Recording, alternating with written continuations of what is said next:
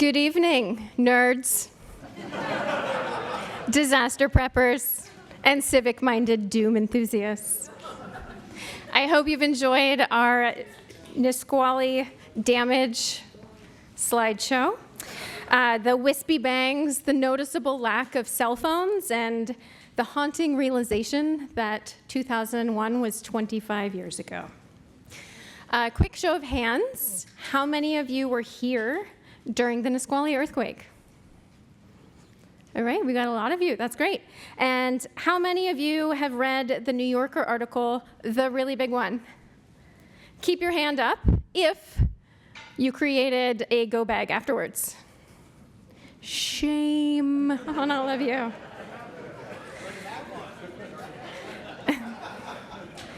And just for myself, how many of you are here because I would notice if you weren't? Thanks, guys. Thank you. So when you talk to the public about earthquakes, people tend to fall into 5 different camps. The we're all doomed crowd, the not in my lifetime crowd, the I've already built a bunker crowd, the I survived the last one, it was fine, or my personal favorite, we have earthquakes here. We all love to watch disaster movies. Personally, ever since Dante's Peak, I have always wanted a snorkel on my car. I put Twister on anytime a windstorm is forecast. We all love to look at destruction.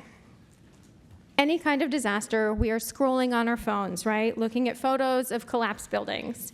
We stare at the wreckage because it's dramatic.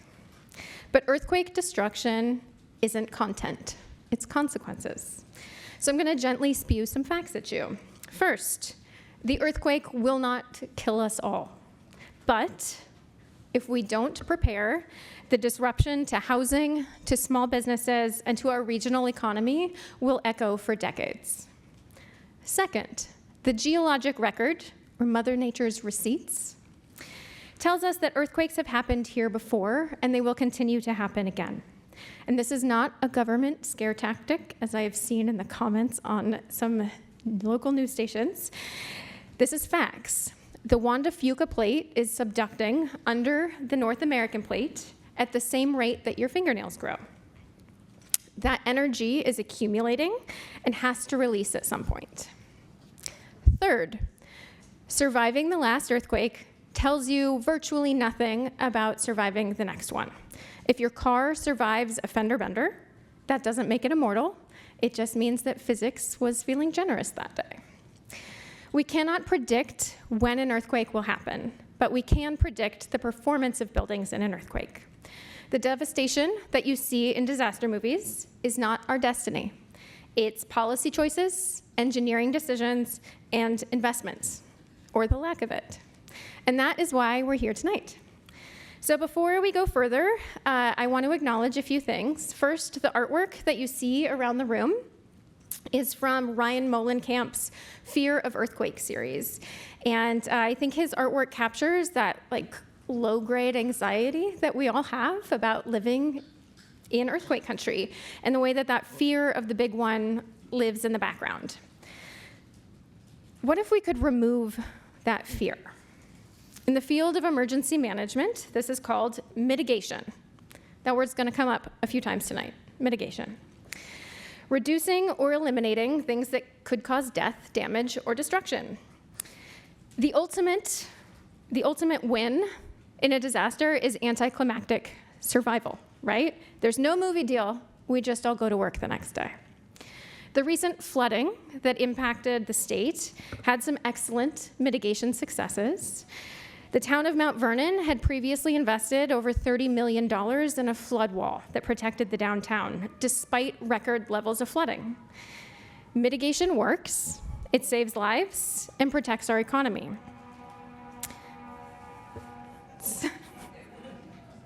I asked them to be there at this time. So what deaths, damage, and destruction can we mitigate in an earthquake? In a moment, I'm going to share with you a roughly 3-minute video that was produced by Nate Lessler, who is standing in the back. He's a documentary filmmaker working on an earthquake documentary about earthquakes and anxiety. And this video was a call to action video for our URM retrofit campaign. And I want you to repeat that after me. URM. You are magnificent. Thank you. So this video is going to communicate this far better than I would be able to. So we're just going to watch this video. The state of Washington, it really is earthquake prone. Over the next 50 years, there's likely to be a damaging earthquake. It's easy to get wrapped up in the notion that when an earthquake happens, it will just flatten everything. And that's patently not true. It is not like, oh, what can we do? There are so many things that we can do. Especially dangerous are older structures made of brick or stone. We call them unreinforced masonry buildings, URM. Most of the time, they collapse, either fully or partially. You expect them to collapse, like that is the expectation. The downtown section of Santa Cruz is basically gone. All the old brick, unreinforced buildings have collapsed. During an earthquake, the exterior walls really start to pull away and separate from the floors, and then they can collapse away from the building and lead to collapse of the building itself. URMs are dangerous to anyone using adjacent buildings or people walking in the street or even cars in the roadways. A disproportionate amount of the damage in Christchurch came from URMs. The entire downtown area of Christchurch was shut for the best part of 2 years. The societal and economic impact of this is profound. Bricks crashed onto the sidewalks, missing people by a few feet. Was very, very lucky. People here say it's a miracle no one was walking underneath. Very lucky because with all the historic buildings in this region that the damage could have been much worse. Nothing close to what it could have been with an earthquake of this magnitude. We're very fortunate. We're very lucky. Fortunate because the earthquake was It as has deep been a as it very was. hectic day, but it also could have been much worse. When an earthquake happens, there's parts of Seattle that will completely be devastated, and those parts of the city are primarily populated by people of color. And this is a historical thing. Communities were forced to live in these areas that are more prone to disaster. Statewide, we estimate there are up to 33,000 unreinforced masonry buildings. And these are not just on the west side of the state, but the east side of the state that also has a seismic hazard.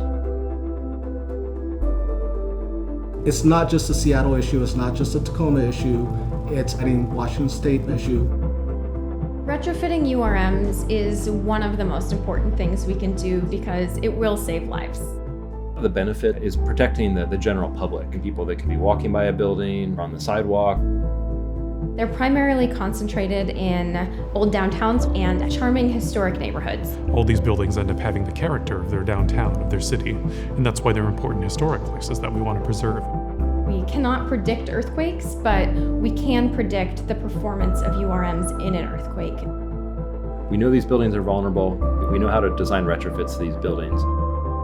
There's a big need there for these buildings to be brought up to modern standards of earthquake safety. Turkey, over 50,000 people died. We're facing something very similar, and we have been very lucky here that we haven't had a large earthquake, and we will have one. We don't know when, but we've been very lucky so far. So this is our time window to do something about it.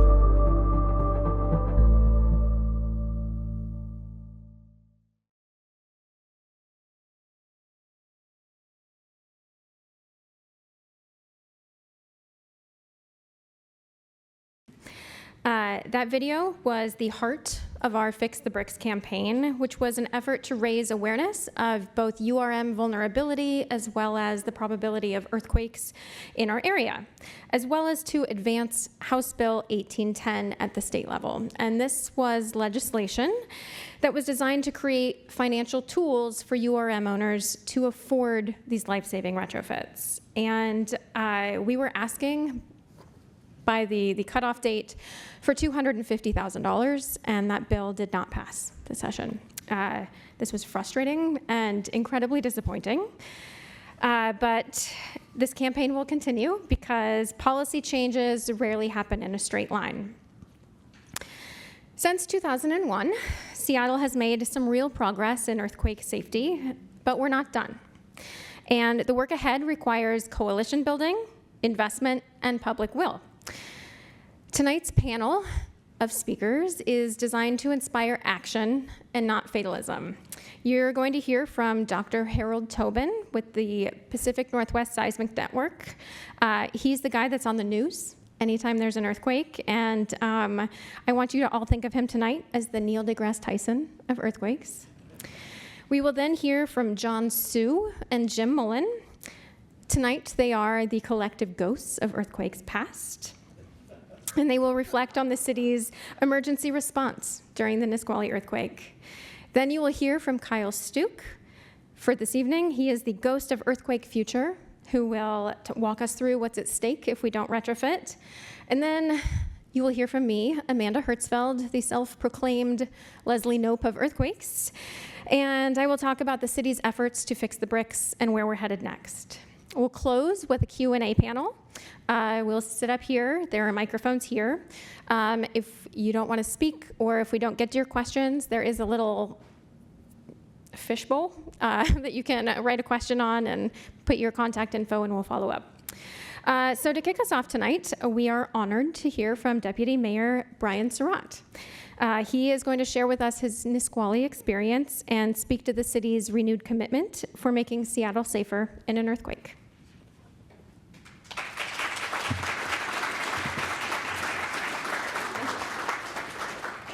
Good evening, everyone. First, I wanted to acknowledge my colleague, Councilmember Bob Kettle. Stand up, Bob. Wave, wave. He is your council member, this district here. So, I got to meet Councilmember Kettle only for the first time last month, and it's been a great working partnership. And so it's always great to see you, Councilmember. I want to thank Amanda for organizing this commemoration, and commemoration is such a funny word because it's obviously it's acknowledging the past, but this room is full of folks who are not only prepared but prepared to act, and so I appreciate being a part of this conversation. I also want to acknowledge my longtime friend Tina Bika, and please give Tina a round of applause. Like you talk about someone who has been an advocate for this community for decades on decades. I first met Tina. And this is part of my Nisqually stories. I met Tina, I think first back in 2000, 2001, when I was working at the South Downtown Foundation in Pioneer Square. And boy, did Tina have a lot to say about how the neighborhood should be cared for. And so it's been, we joked, like, I haven't seen Tina in years, and I've seen more of her these past couple of weeks than the last 10. And so great to see you again, Tina. 25 years ago, the Nisqually shook Seattle, changing how we think about safety and preparedness, and it certainly changed how I think about safety and preparedness. And so give you a little context. So I moved to Seattle in the summer of 1998, 22 years old, from Oklahoma. I had no idea what an earthquake was. I grew up in Tornado Alley, and so there are earthquakes now in Oklahoma because of fracking, but that's a whole nother thing. But I was working in Pioneer Square, right on Occidental and Jackson, an upper floor in a beautiful building, and the earthquake hit. And I did exactly what you were not supposed to do. You know, first I was looking for a bathtub, because that's what you did in Oklahoma. It's like, wait a minute, this is not a tornado, it's an earthquake, right? But I went outside. I ran outside, and I was so lucky that I did not get hit with falling bricks and just chaos all around. And as the video suggests, and Dr. Tobin, he's like, we were lucky. We were lucky then, luck is not a plan. Hope is not a plan, and so it changed fundamentally how I think about this place. The reason why this place is so dynamic and beautiful is because of how dynamic and volatile our geology has been over the millions of years. And so one other side note, so my daughter's her first year at UW, and she gets on campus in September, and the first thing she texts me is like, "Dad, is Suzzallo Library closed? What's going on here? What's going on here?" It's like, what are you talking about? And it's like, because everyone loves that majestic library. And I go online and see what was up. They're doing some renovations to make sure that those beautiful bricks in that facade is protected during an earthquake. So I had to explain to her, like, look, you'll be inconvenienced for a couple of years, but this is really, really important work. And so just go inside the library and study. So, but moving forward, we recognize that earthquakes damage buildings, and the impacts extend beyond just cracked walls and what's on the outside. Families are displaced, small businesses are impacted, neighborhoods lose stability, and the people hit hardest are those with the least access to resources and power. Those of whom recover, it's incredibly difficult. Seattle has taken important steps to help reduce its vulnerability to earthquakes, including the removal of the Alaskan Way Viaduct, which was a serious collapse hazard. We were lucky with the viaduct too. I remember watching the World Series. I can't remember what year it was, in the late '80s in San Francisco, and we saw the double-decker bridges. And I'm like, again, like what is happening? This is only in the movies, but again, another moment of luck for us. But we also recognize that earthquakes don't stop at these arbitrary city boundaries. That's why we're working with a statewide coalition to make sure that there's good partnerships and shared investment so we can make earthquake retrofits more affordable and viable economically. We can be ready for the next earthquake. The City of Seattle today recognizes February 28th, 2026 as Nisqually Earthquake Commemoration Day. This is more than a remembrance. It's a renewed commitment to protecting lives, strengthening our neighborhoods, and identifying pathways for partnerships across the state, the nation, and to invest in those much-needed seismic retrofits. I'm proud of our city's leadership. I'm committed to building on it, and because safety should never depend on your zip code or the age of your building. So on that, I want to again thank you, Amanda, and the rest of you all for being here and helping this entire community prepare and be ready for what will happen. And I can't think of a better city and better group of leaders to be with. Thank you. Thank you very much. Up next is Dr. Harold Tobin with the PNSN. He's the director. It's the Pacific Northwest Seismic Network. You may have seen him recently with the Seahawks and the Beastquake and recording, making seismic hazards cool.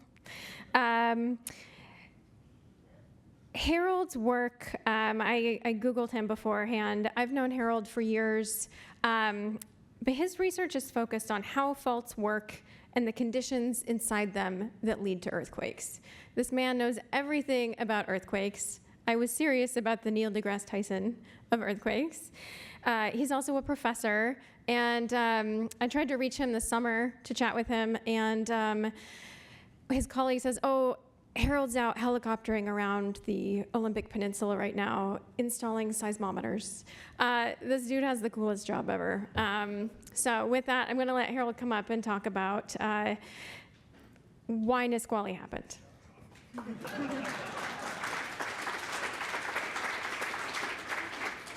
Yeah, thanks. That was a lot of puffing up, I think. But I do get to do some interesting things. But actually what I was really interested in was when Amanda just now asked people to raise their hands if they were here during Nisqually. And I looked around the room, and it was between a quarter and a third of the people in the room. Definitely felt like less than half. And I'm looking around the room, and I don't think it's because you're too young to remember the Nisqually earthquake in general, maybe some people.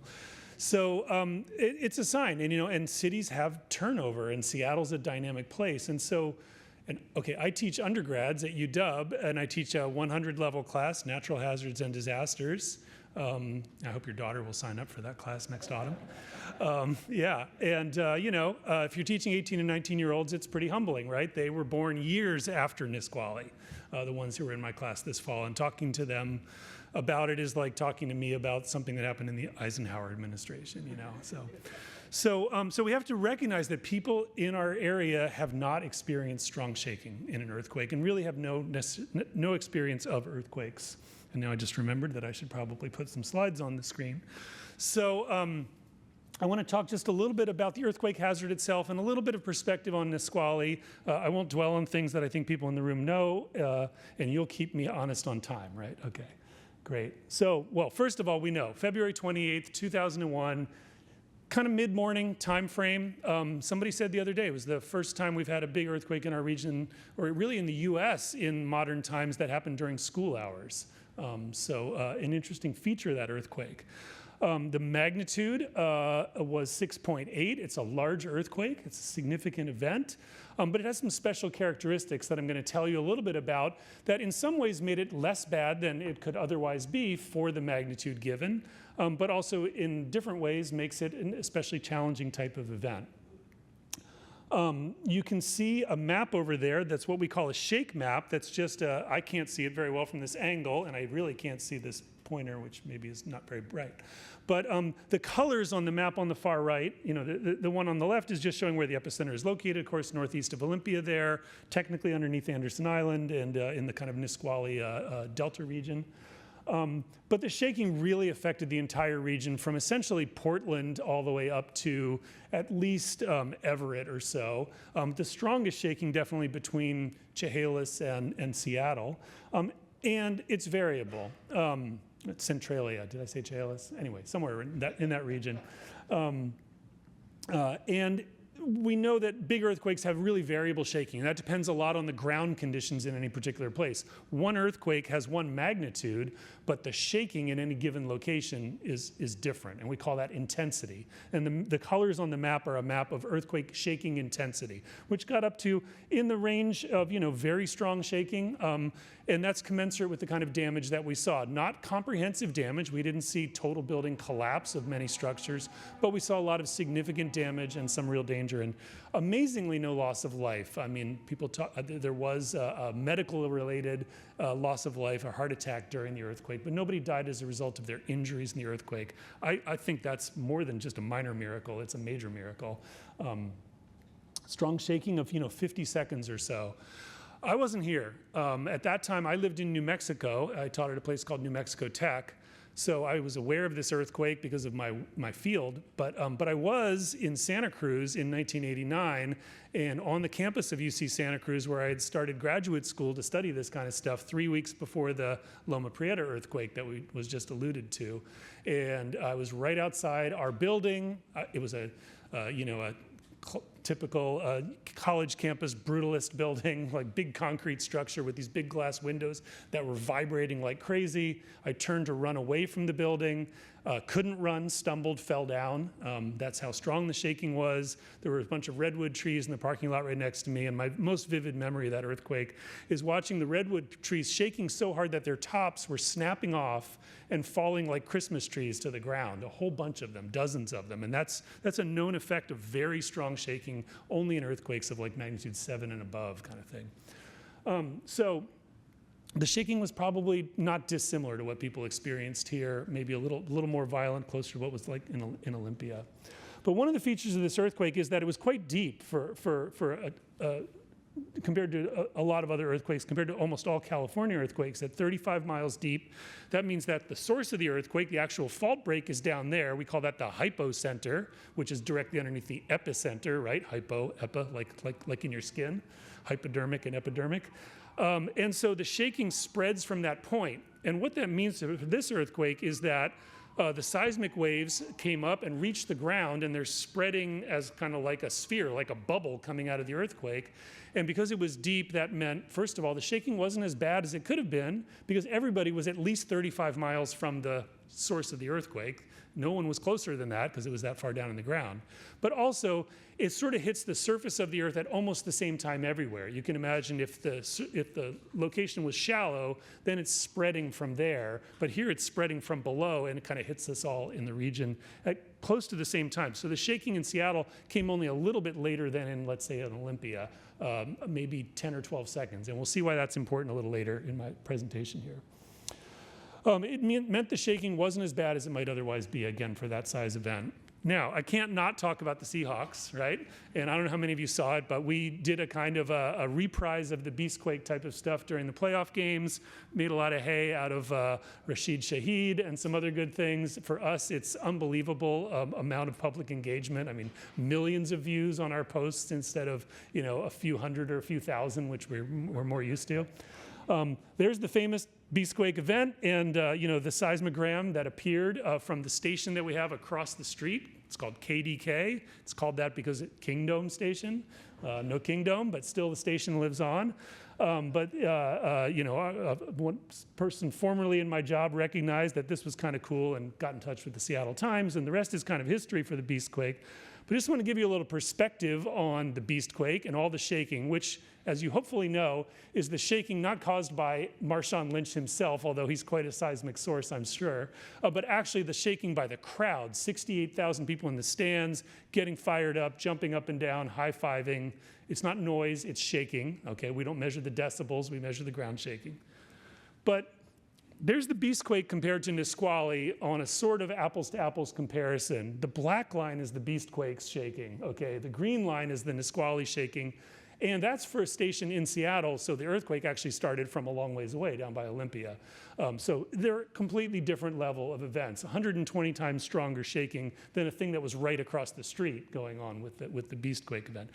Don't want to take anything away from Marshawn, or the Seahawks, but the difference between real earthquakes and this stuff is publicity versus real hazard. Okay, so of course we know a lot about the effects, and I won't dwell on them, and some of the other folks talking about the impacts will. I do want to just highlight that, we know about structural damage, and some of the pictures we just saw of the horrendous structural damage to URMs and other things. It also triggered a number of secondary hazard effects like landslides, certainly like liquefaction, which maybe you've heard about, strong effects in the Port of Seattle, in Boeing Field, places where the ground, I just can't point with this, and I'm very used to pointing, so that's okay. And so on. That's the interior of the air traffic control tower at SeaTac. Okay, that's the non-structural hazards. Think about it. Wherever you are in an earthquake, what is going to fly around and fall on you or hit you? And that's one of the things you can take as a personal step to prepare yourself and your immediate environments for earthquakes. Think about your office. Is that bookshelf fixed to the wall? Maybe, probably not. How about at home? Do you keep heavy objects, art pieces on the wall above your bed? Maybe not the best place for them, things like that, because you don't want to be sitting in the middle of this jumble, and maybe some of you were. And of course, we already had a mention of, the vulnerability of the Alaska Way Viaduct. It made it through the earthquake, a little stronger shaking, a little longer shaking, and it could potentially have actually come down catastrophically, like the 880 freeway in Oakland, California did in 1989. And we all know the story of that, and I think we also all know that and recognize that maybe something that's good for earthquake resilience also is good for our city, or at least I personally think the waterfront's a lot nicer place than it used to be. So a lot of things are happening. And retrofit projects are going on, and URMs are getting retrofitted, although Amanda just told me that there's a lot less done than I realized, I think, since 2001 of the 1,000 or so URM buildings we have that need it. So we have a really long way to go, as you all know, and I'll let other people talk more about that. Let me talk a little bit about the seismic hazard. This is the National Seismic Hazard Model created by the U.S. Geological Survey, team of many experts put this together and periodically update it. And the colors are just the chance of damaging shaking, okay, over a period of time, over the next 100 years. I'll also talk about things stated over the next 50 years. And you can see, where the earthquake hazards are concentrated. Somebody can ask me about the big bullseye in the middle of the country if you want to later, but of course along the San Andreas and the system in California. And then we have a bullseye right here in the Puget Sound region, unfortunately. And we know, if you've read the really big one, which most of you have apparently, that the entire Cascadia subduction zone has the risk of a large earthquake from Northern California all the way up to Vancouver Island. So why do we have a bullseye right here in the seismic hazard model for the Puget Sound? Well, the reason is Nisqually and earthquakes like it, as well as to some extent the Seattle fault, but it's dominated by the Nisqually kinds of earthquakes because, as you're going to see in a second, they happen relatively frequently. And so in terms of just being likely to experience an earthquake, we're right up there with anywhere in the Bay Area or Los Angeles in terms of the likelihood over our lifetimes, of having an event like that happen. It's virtual certainty in the 100-year time frame, and it's pretty close to virtual certainty even in the next 50 years. Okay, so, trivia nights are popular, so I thought I'd pause for a second here and ask you this trivia question. What was the most damaging in terms of losses, in terms of cost, earthquake in the US in the past 30 years? Anybody venture a guess? You're not allowed to answer if you were there on Tuesday. Yeah. Northridge. Northridge. How long ago was Northridge? Oh, 32 years ago. Yeah. Anybody else? Yeah. Nisqually. The Nisqually earthquake was, yes, and people, good job. People rarely guess this. Yes, this is the largest insured or uninsured losses in the USA in a pretty, the span of life of an almost middle-aged person, right? 30 years old. That's just some more photos of it. We've seen lots of those, but there's the insured losses according to the III.org, whatever that is, at $550 million, but total losses, there's lots of estimates. Obviously, it's challenging to estimate, but $2 billion or so. And all those ones above it are a lot more than 30 years ago. So we have, we have a real risk here. Okay, but Nisqually is not the end of the story, not even geologically, but just from the historical record, right? We know that there was 1965 and 1949.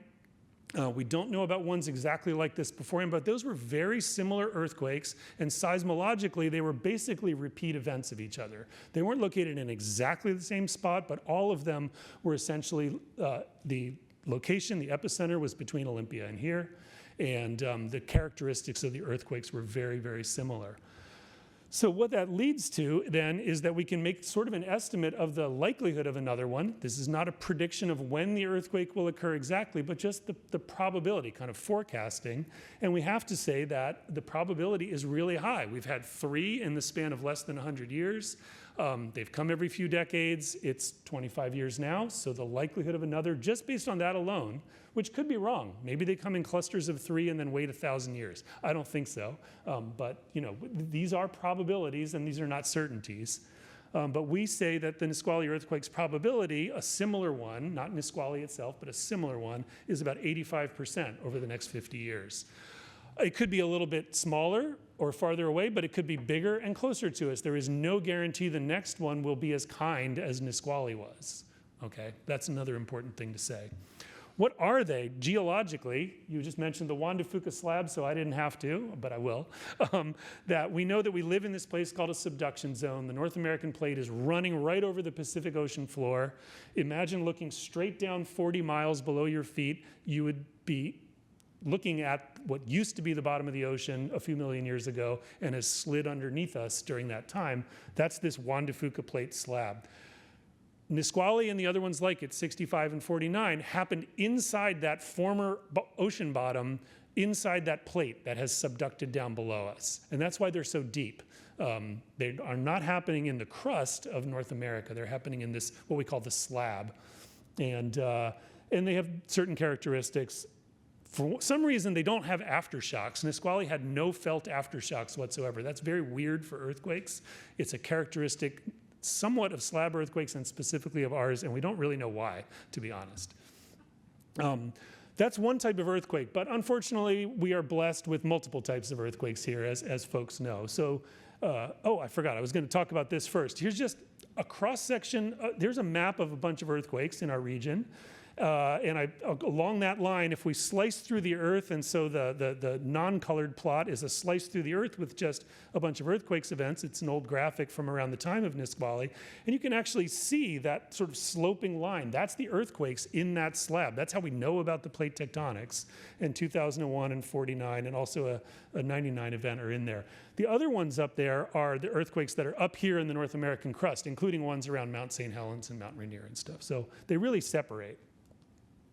Okay, so also we know about the big one, right? The magnitude 9 potential with tsunami and everything else. The source of that is the fault line. That is where the two plates actually meet, but the shallower part of where they meet, where they can get stuck and build up the stress and the strain until an earthquake happens. And what we know about that from great geological sleuthing is that they happen for our region of the system about every 500 years. And we know that through a 10,000-year record of sediment deposits on the seafloor and also the tree rings. You've heard some of that story. I won't repeat it here. But what that means is just a simple calculation says there's about a 15 to 20% chance or so of that happening in the next 50 years. So still a significant probability, but nowhere near as high as seeing Nisqually happen to us again, okay? Big difference.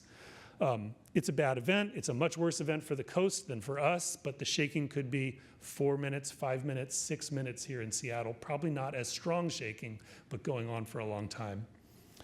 And then the third one, and in some ways our black swan, our really bad potential event, but fortunately also infrequent, seems to be earthquakes on the Seattle Fault and its ilk, the other ones like the Tacoma Fault, Southern Whidbey Island Fault. These are faults more kind of like the San Andreas in a way, in that they're shallow, they're in the crust right below our feet.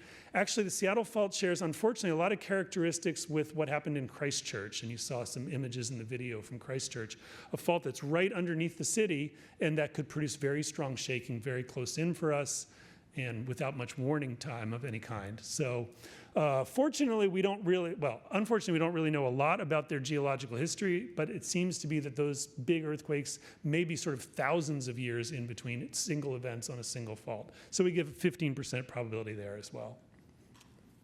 So our problem in our region, I think, compared to California, is that while we have earthquakes all the time, that's actually just 1 year of earthquakes our network detected, almost 5,000 of them, but nobody felt 99% of those earthquakes. We just record them on our instruments. They happen all the time, unlike California, where they feel them fairly often if you live in the Bay Area or LA. We just don't feel them very often. We had a 3.0 a couple of days ago up around Monroe, Snohomish, and it caused some news stories and things, but kind of get quickly forgotten and barely felt by people. So we have a real hazard, but without many reminders. And that's, again, because of the types of earthquakes like Nisqually and the big one. They don't produce a lot of earthquakes in between the big earthquakes, and that's a problem for us. Okay, so we can't predict them, we've said. And we mean, by prediction as seismologists, we mean something really specific, more specific than maybe the just sort of layperson use of that term is. We mean we can't tell you with any precision in a short time frame that an earthquake of a particular size in a particular region is going to happen. So if I tell you an earthquake of magnitude 7 is going to happen in the next 100 years, that's not a prediction from that perspective. If I say in the next 10 days we have a heightened risk that a 7 will happen here in Seattle, that would be a prediction. We can't do that. We have no method that we've seen to see a precursor to those earthquakes. That's the bad news. The good news is we can forecast them like I just did, so give you those longer term probabilities, so that's great for planning.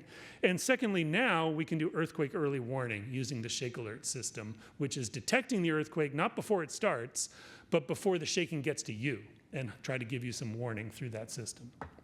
So Shake Alert is the system that uses the seismic network and through very, very rapid getting the data from the seismometer to our computers at the UW. That can be as little as a few seconds, 2 seconds from the time the seismometer shook to the time our computers have that data in them. And that's from hundreds of seismometers across the region.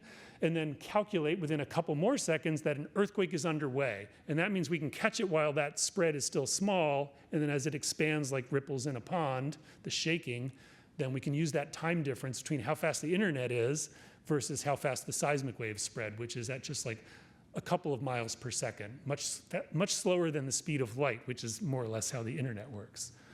So earthquake early warning does that. I just kind of summarize that. The sensor network brings things to a processing center, creates a warning, and then that can go out to your mobile phone as something that gives you that warning that says earthquake is underway or something like that. So we can come up with whatever the time allows us for how fast the seismic waves spread. That can be just a few seconds and almost nothing. You just get the warning and the shaking is upon you. And in fact, if you're right on top of the earthquake and it's shallower than Nisqually, maybe no warning at all. Up to as much as a minute for like an offshore large earthquake where it takes a really long time for the shaking to get to us. It doesn't sound like much, but you can do a lot with a little bit of earthquake warning. I'll show you a little example here that just kind of says, if Nisqually happened today, and a representation of how all this works. Our network of sensors is actually far denser than this. Earthquake near Olympia, signal gets to the sensors, those 4 lit up. We determine the epicenter, again, in a few seconds, and within just less than 10 seconds after the earthquake starts, calculate how strongly it will shake, and decide what area to warn. All of that happens in the Shake Alert system so that that can get out to your mobile phone.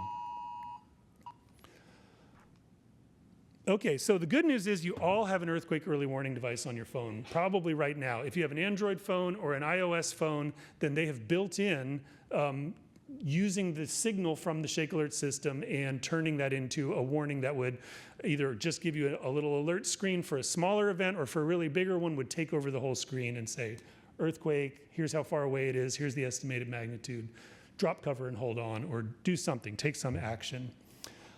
It also goes out over the WEA system, the Wireless Emergency Alert, so that's like the Amber Alert style, just to capture everything and everybody. You might get both alerts, but we'll see. It's been available for 5 years now almost, this May, here in Washington State. We've had one alerting event so far, and that was for the Orcas Island earthquake of this past March, and the system worked very well, and we think it will work very well.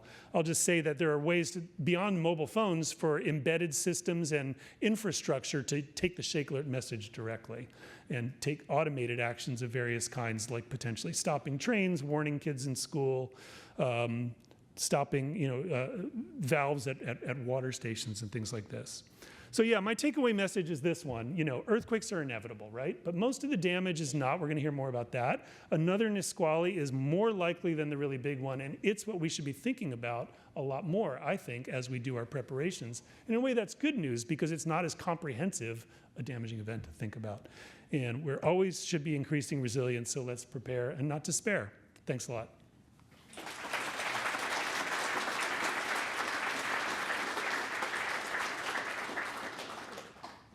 Thank you, Harold. He's a great presenter, right? Yeah, he's a wonderful professor.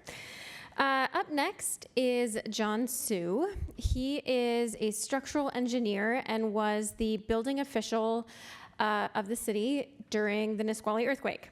Many people don't know what the building official does. During an earthquake, the building official is what I'm going to say is the public's structural guardian. So he was in charge of making sure that people were not entering unsafe buildings. He was making sure that our emergency services can operate, making sure that their buildings were safe, making sure that repairs were done correctly, and making sure that recovery doesn't create new problems. So John is going to come up and talk about what it was like the day of the earthquake as the city's building official, what the damages were, and yeah, I'll let John take over.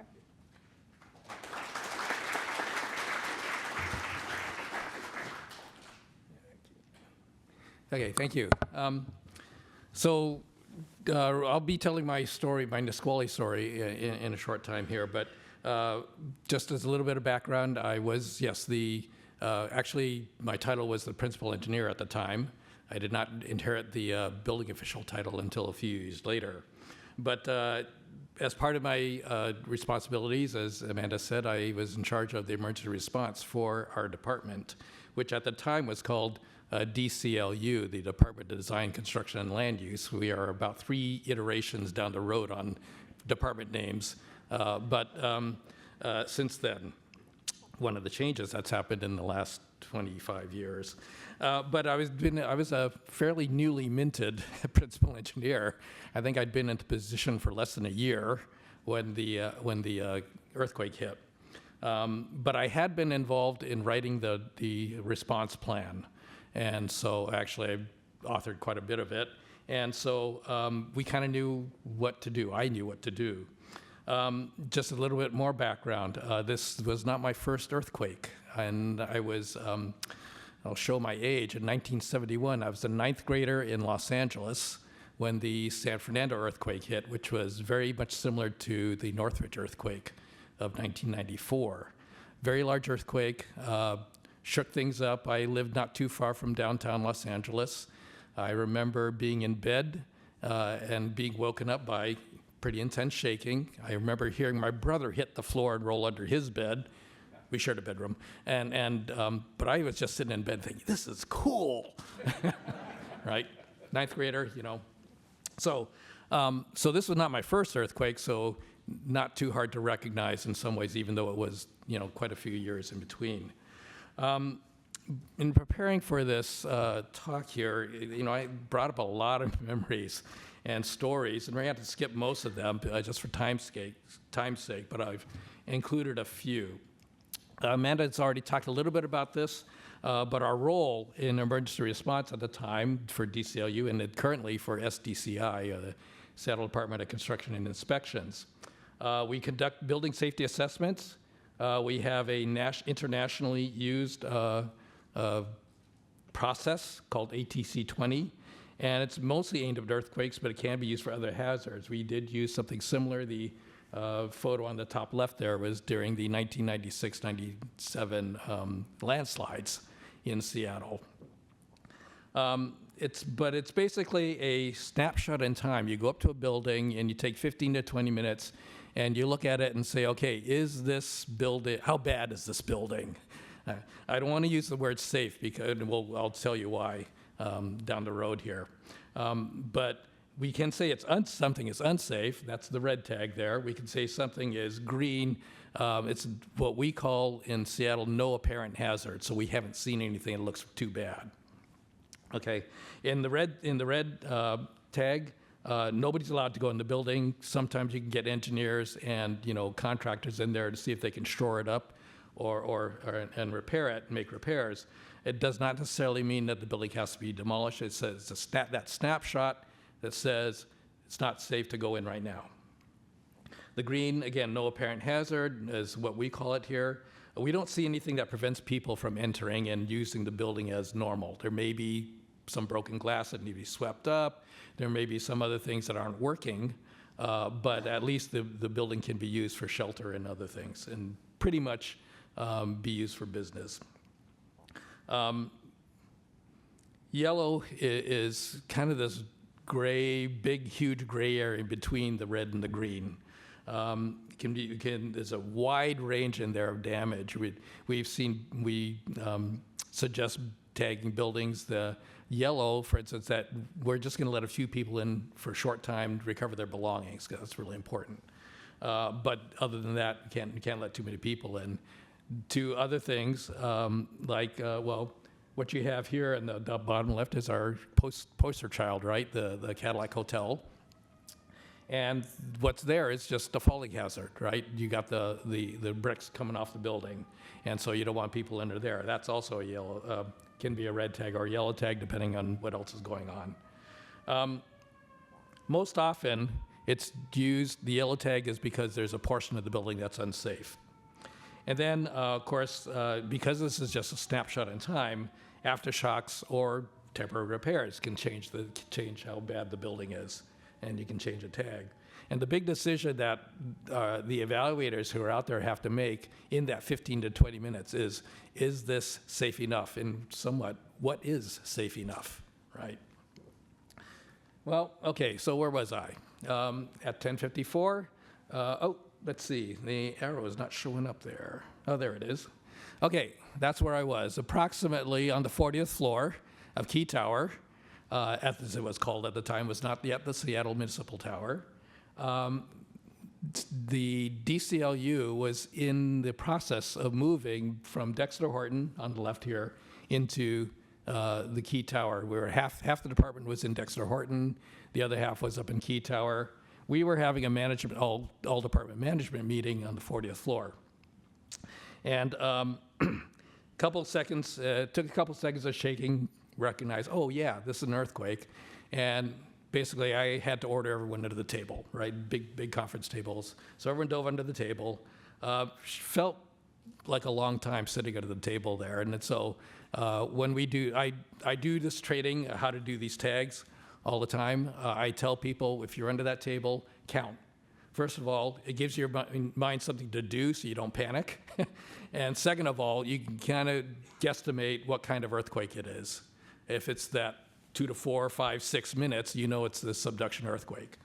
And there's some other things that I tell people, but probably would have been a good idea if I'd known that at that time that I should be counting, because it felt like a really long time. I do remember that the high-rise buildings are very flexible. So even after the strong shaking ended, the building was still swaying slowly. Looking out the way I remember we got out from the table, looked toward Pioneer Square, kind of, in a haze, mind-wise. And I remember not seeing any visible damage. Other folks say they saw this kind of dust cloud rising up from the area, but I don't remember seeing that. And at that point, our division director at the time quietly told me, okay, it's time to go in action, because he knew I was in charge. I knew I was supposed to be in charge of our response. So some of our initial challenges, as I mentioned, we were moving from Dexter Horton and Foster Marshall building into the Key Tower. And half of the staff was, as I said, was in each building. The Dexter Horton building was supposed to get a seismic retrofit. It had been permitted, it was ready to go, it was ready to build, and a colleague persuaded them to delay it, the retrofit, because one of the braces was going to go right through his space. And he didn't want, he figured, okay, we don't want to do that. And he was one of the ones who was still in the Dexter Horton. Of course, as soon as the earthquake happened, he knew the building had issues. And so he ran down the stairs and slapped a yellow tag on the building. First thing he did. Now, that was probably not inappropriate thing to do. That was probably okay. The difficulty we ran into was that all our earthquake supplies with all our tags and forms were in the basement of the Dexter Horton building. So, we had to persuade, and by the way, the management company, I forget the name now, did the exactly right thing. They got people out of the building, and they would not let people back in. And our division director had to go down there and beg them to let us get in so we could get our supplies and do our jobs, which they did eventually. But they did the exact right thing. The other things that were going on was that we had a exercise that we ran. All departments shut down for a day in 1995 for the Soundshake 95 training. I don't know how many people were around for that. We shut down the whole department. We had people, jump into their roles, and we simulated an earthquake and some response. But since then, in the 6 years intervening, we hadn't had any further training. We hadn't done any updates to the plan, and there's staff turnover, but those roles hadn't been filled. We were very fortunate that some of our managers actually remembered what they had done 6 years earlier, and so they actually jumped into those roles and started performing them, which really was a big help. The other thing is that we had some issues of coordination with the departments and King County in particular. There's some stories about that, but the big thing was that we went to look at Harbor View. We were told, that's in our jurisdiction, we're supposed to go up there. We were the third team to arrive. King County executive had ordered their building department to go and look at it, despite protests. They knew it wasn't in their jurisdiction, but King County Executive said, go do it. Yes, sir. They went and did that. I don't know who the second team was, but we were the third team there. And by the time we got there, they were quite upset and said, take a hike. We're not letting you in to do this. So we've fixed that since then with a memorandum of understanding with King County. But these challenges come up because you're not thinking about them, right? So there was just kind of the initial challenges, or some of the initial challenges we ran into. There are a whole bunch of other things. Like I say, I got tons of stories. But the building damage statistics, there were 29 red tag buildings. You can see them on the map there. Each red dot represents a building. Most of them are in Pioneer Square in Soto. There's a couple dots outside, but the vast majority, and over the years I've forgotten the exact number, were unreinforced masonry, are URM buildings, right? We were very fortunate, as we've said, that it was a relatively moderate earthquake, and so there were no building collapses. We had pieces falling off buildings, but no buildings actually, came down. So very fortunate in that way. We had 483 what we call yellow tag buildings, right? Again, with limited entry. By the way, the photo on the left there is of the Seattle Chocolate Factory, which was red tagged. On the right there, you can see pieces falling off the building and landing on the cars below, and I believe that also had a collapsed ceiling in the middle.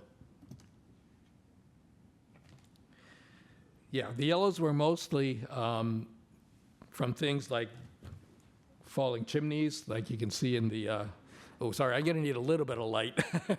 Thank you. Got to read my notes. Let's see. So most of the the yellow tags were falling hazards from brick chimneys. And there was this band across West Seattle and through Seattle, the other parts of Seattle, pretty much running east-west, pretty much following the Seattle Fault, where all these chimneys were failing. Once you clean up the mess, get rid of the falling hazard, we can change the tag from yellow to green, and so that's what that plot is there. It kind of shows the evolution of the green, yellow, red tag numbers as time went on. You can see, as we expect with an earthquake of this size, that most of the buildings we looked at were green. That's that map on the far side, all those green dots there. We ended up, between us, and we did hire a consulting engineering company to help us do all of this. And I'll mention why in a sec here. But ended up doing about 2,000 buildings. We did not go out and canvass every neighborhood, right? So we depended on people calling in, which is kind of another little bit of a challenge there. But again, most of them ended up green tags, and so we were okay with that. So let's see. Oh, okay. The other thing that we ran into, some other challenges ran into, was number one, volunteer help. People kind of showed up on our doorstep, and we weren't really prepared to deal with them, right? So we ended up getting about 15 architects to come and help us, and they went out and did some of these taggings.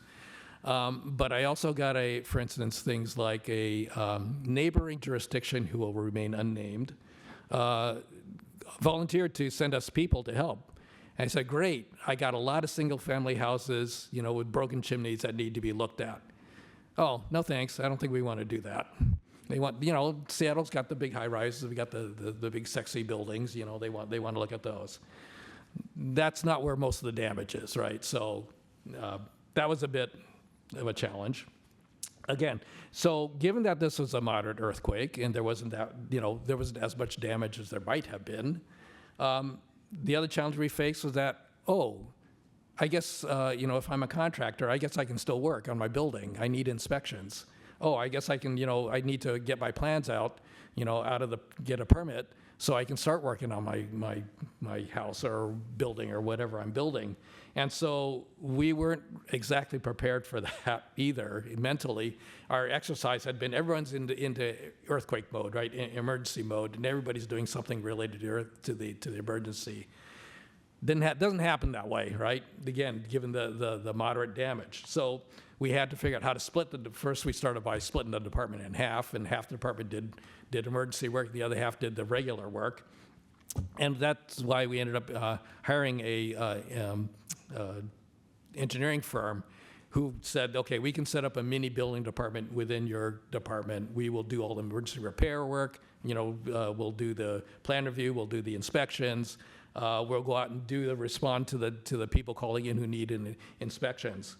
And which was the next thing that came up was that the mayor announced that there were going to be free earthquake inspections. Now, if you're out in the public and you don't know what an HCC 20, red, yellow, green tag is, what do you think that means to you, right?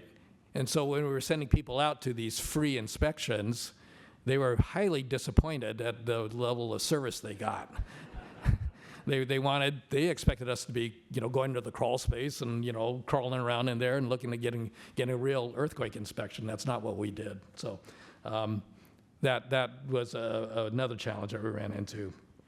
The other thing is that as the consultants who came in did their repair permit work, they discovered that about 60% of the buildings that came in for permits, we did not have any tag record on. Now, some of that's not so bad if it's a green tag and just cleaning up, doing some things.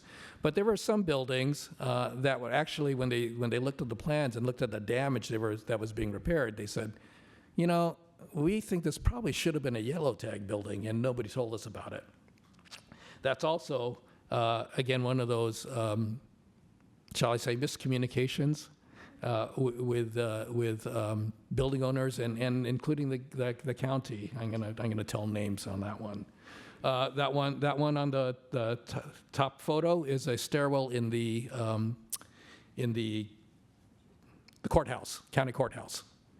Old building, clay tile in the stairways. That's the exit stair. Very similar, by the way, damage to what happened in Dexter Horton, for those of you who were there. But again, we had no inkling about this, and no wonder why the judges were all up in arms about how safe is this building, right? And I remember that hit the news, right? They didn't want to go to work because they were afraid of how whether the building was safe. But that's very typical. If there's no incentive to report the damage, then why would I do that as a building owner, right? The government's just going to come in and make me do stuff, right? So that was a bit of a problem. And now I will say that my experience. So going back a little bit, I did go down to Northridge to help the city of LA. We did make some arrangements for three of us to do that from our department. Invaluable experience, by the way, and helped in this a lot.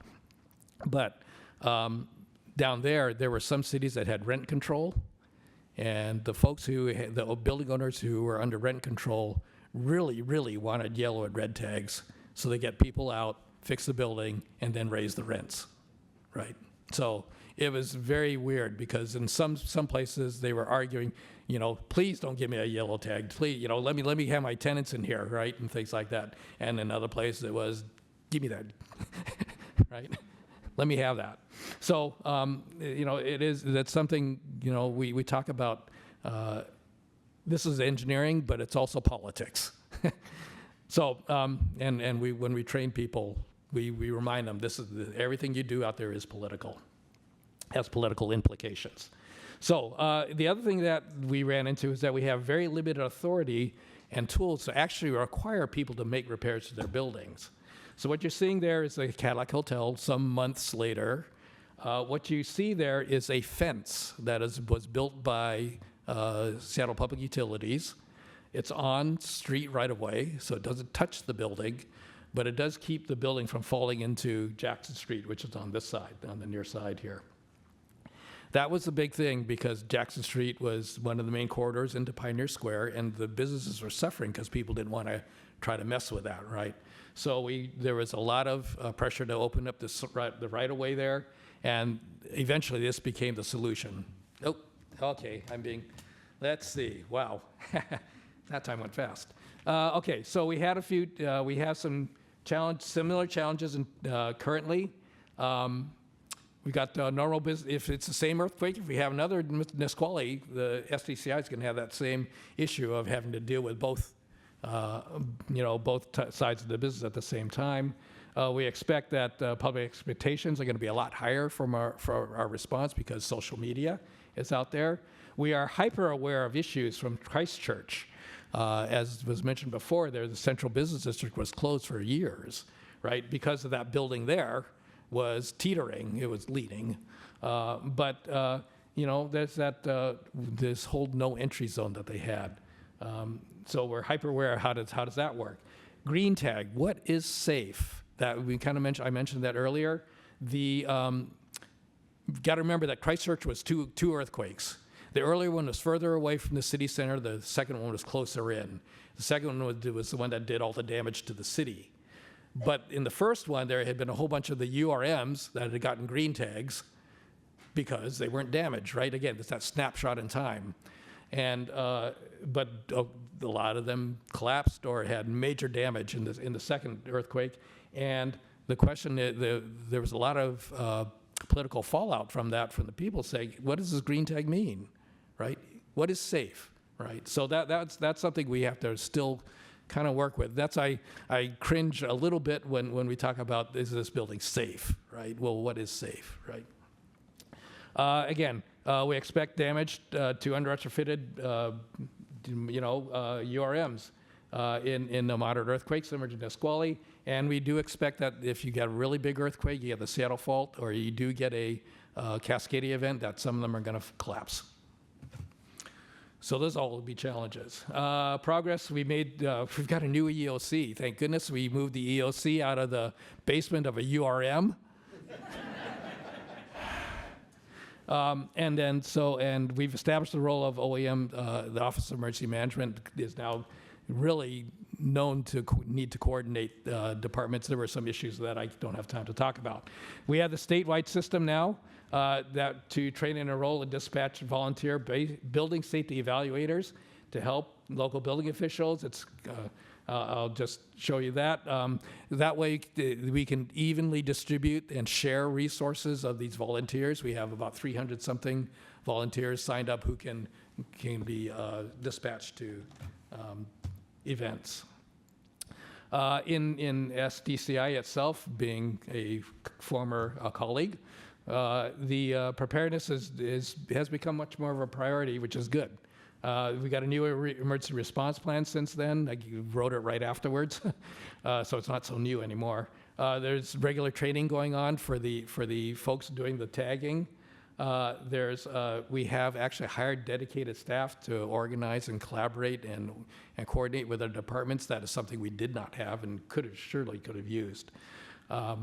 We have now memorandums of understanding with the departments to assess their own building damage. It's not just other departments, by the way, it's also other organizations such as Seattle Center and a bunch of others. The Port of Seattle and the UW have their own, they can tag their own buildings under this memorandum of understanding. We've done some risk mitigation, not enough, but we are still making progress. It's slow in getting people to retrofit their buildings through required and voluntary. What you're seeing on the left is a URM that's been retrofit. We brace chimneys now, and what the bottom photo is a strengthening that was done through what was called Project Impact at the time. It's a home retrofit program, and plans and permits are available through SDCI, and other jurisdictions do the same as well. Let's see, what do we need to do in the future? We need to keep on retrofitting. We need to get to mandatory retrofits at some point, but we recognize that there's the huge financial burden on the owners, and so, things like finding tools, like, the legislation that failed, would have been helpful to help some of that get done. We still need to find ways to finance it, but we still need to get to the mandatory part. We need to eventually, if that gets done, then we can move on to these other vulnerable buildings. I won't talk about those. And the new latest thing is called functional recovery, where you actually have a building that is actually functional. You can actually do your work in that building after a major earthquake. So that's kind of where we're headed. Yeah.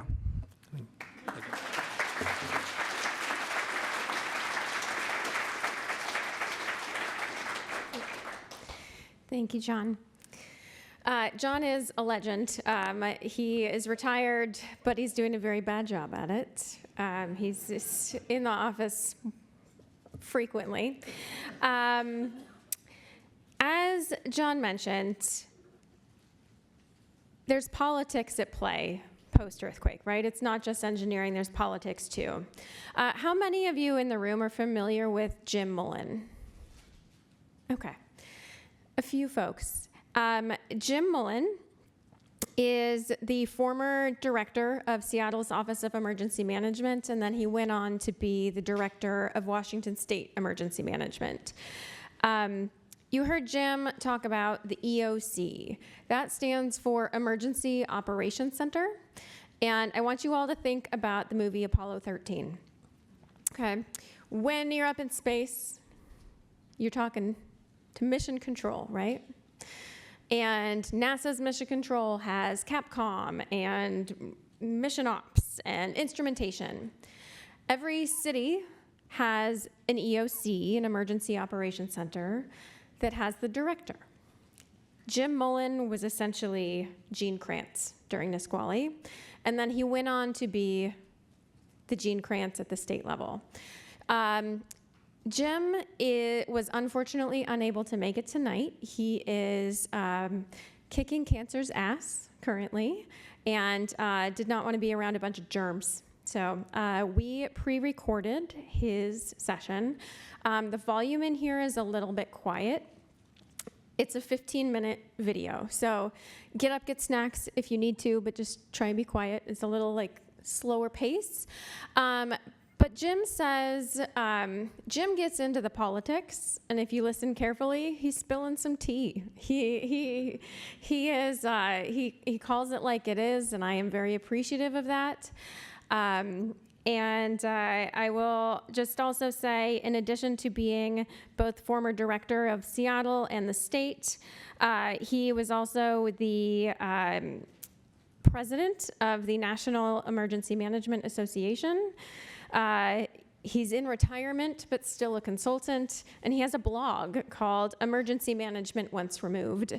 So he's a very, very intelligent man. He was very appreciative of this opportunity tonight. He said thank you for allowing him to be temporarily relevant again. I think he still got it. So I am going to flip to this video. Again, it's 15 minutes, and we put in a lot of pictures and stuff too to keep attention up. Good evening. I'm sorry my medical condition precludes my being with you in person, but one must not tempt fate. And actually, fate is something we should be considering pretty clearly here as we talk about the Nisqually earthquake and think about what went on before it and what might come next. Now, even a relatively moderate quake, not just the big one we're all talking about, but one lasting too long in the wrong place can result in significant damage. Geologists have said that Nisqually itself might have been even more disrupted with another 12 seconds of ground motion. As it was, there was considerable damage. Commercial, telephone, and cellular services were disrupted for several hours.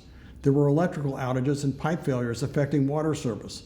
About 160 quake-related injuries occurred, and they were treated at King County hospitals with one reported fatality. A total of 29 buildings were red tagged in Pioneer Square, the International District, SoDo, and Duwamish. Nearly 500 buildings were yellow tagged both north and south of the ship's canal. The seawall along downtown Elliott Bay Waterfront Park sunk 2 inches at one location. 74 elevator systems were shut down for repairs. Notable building damage occurred at the King County Courthouse, the Dexter Horton Building, and the corporate headquarters of Starbucks and Amazon. The FAA control tower at SeaTac had to be evacuated and closed. The runway at King County International Airport was undermined by ground failure, and there were reports of damage to other Seattle facilities as well. There were economic impacts too. Some, though, took months to be fully documented. Now, for most people, an event like the Nisqually earthquake begins with a sensation of ground motion, but that wasn't the case with my Seattle emergency management staff nor our city government colleagues. For us, Nisqually was the culmination of years of preparing for just such an event. Emergency management in Seattle had evolved in the years that preceded the Nisqually earthquake. I was named interim director at Seattle Office of Emergency Management in September 1992. My appointment became permanent January 1993, and I was the third person in that role in 11 months. It's fair to note that my 2 predecessors were not treated very respectfully, but unlike them, I had been a city employee for 17 years in criminal justice planning, the city's budget office, and had directed a neighborhood and technical assistance division in the Department of Community Development.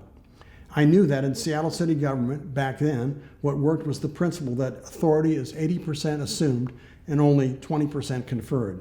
So we began to develop our emergency management team, starting with an original staff of 3, which had grown to 6 professionals and 2 outstanding administrative staff by 2001. Now, there are 4 elements in emergency management: mitigation, community preparedness, disaster response, and recovery.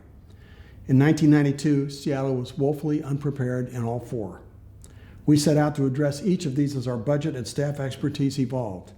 To address disaster response, my most experienced emergency management staff member, Steve Martin, was detailed to write the city's first comprehensive disaster plan. It was adopted by the mayor and the city council. It was also praised by FEMA's Emergency Management Institute as a model plan for municipalities like Seattle. And for recovery, we developed a system for receiving federal aid from FEMA after a disaster was declared.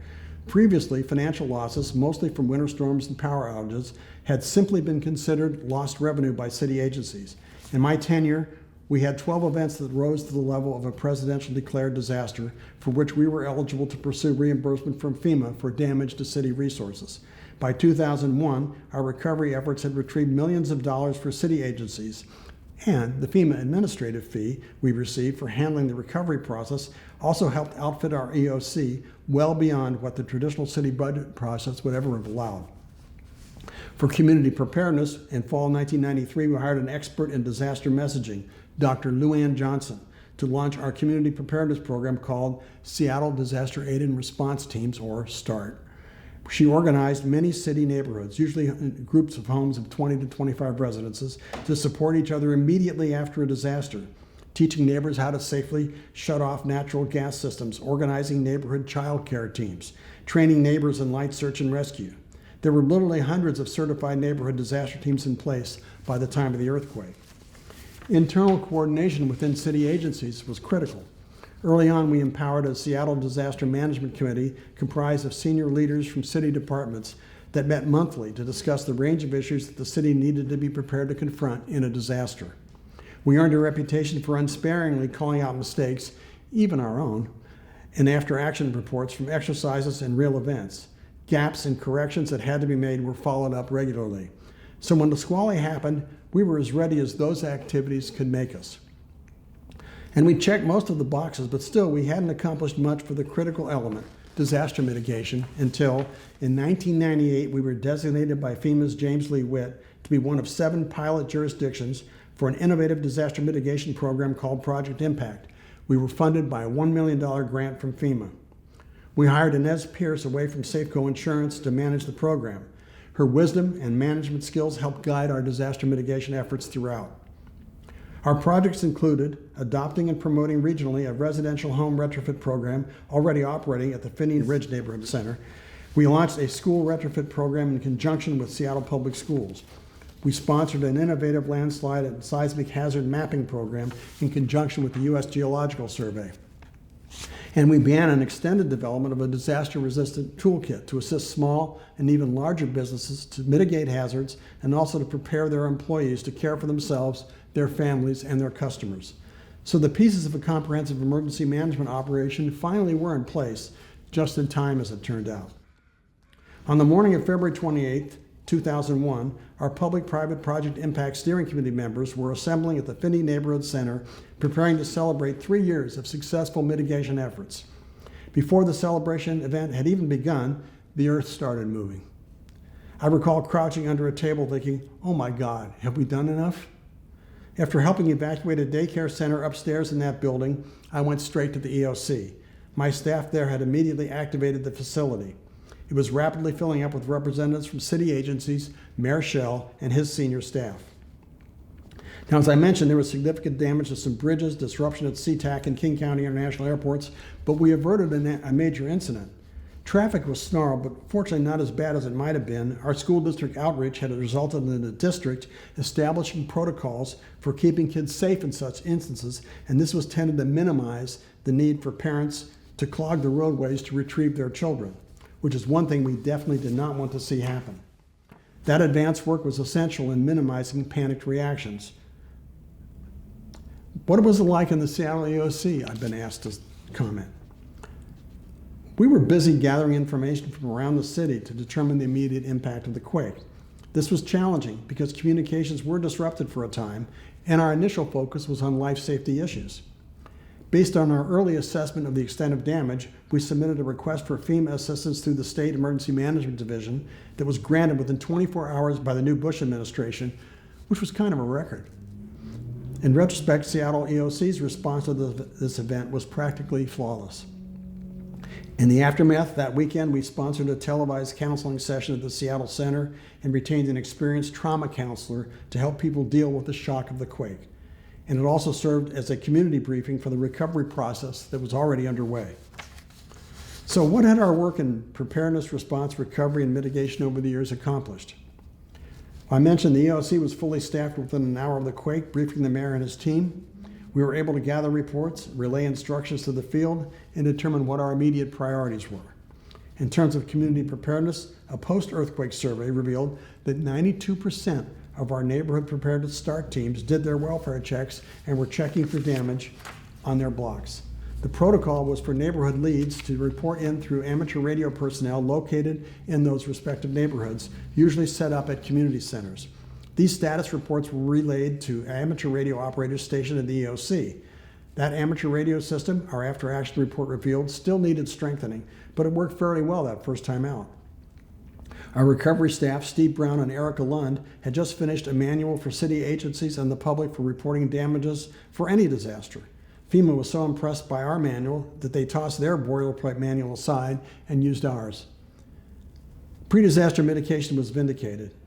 In one school in particular, where our mitigation efforts were completed just a week earlier, the draining of a hot water tank above a soft ceiling over a third grade classroom undoubtedly prevented serious injury or worse for the 30 kids below. The cables that secured the tank held, but the force of the quake ripped the tank open. Luckily, about a ton of hot water had just been removed. That was an undeniable benefit derived from our designation as a pilot city for the FEMA Project Impact program. Seattle Project Impact was vindicated in my mind that day. Unbelievably, the Bush administration chose February 28, 2001 to declare Project Impact a waste of federal resources and announced that the national program, including pilot programs like ours and nearly 250 programs nationwide waiting in the funding pipeline, would be canceled. Now, overall, the Nisqually earthquake affirmed our 9 years of focus on preparing to manage such an event. Our neighborhood outreach, planning efforts, internal coordination, all those thoughtful disaster drills had paid off. I was pleased with our performance, but knew there was still a lot more to do. But within a few days of the quake, the attitude was, let's fix the damage, get federal reimbursement where we can, and we did, and move on to other things. Ironically, I became somewhat of a national spokesperson for pre-disaster mitigation, while locally I received few, if any, questions. It was, good job, see you next crisis.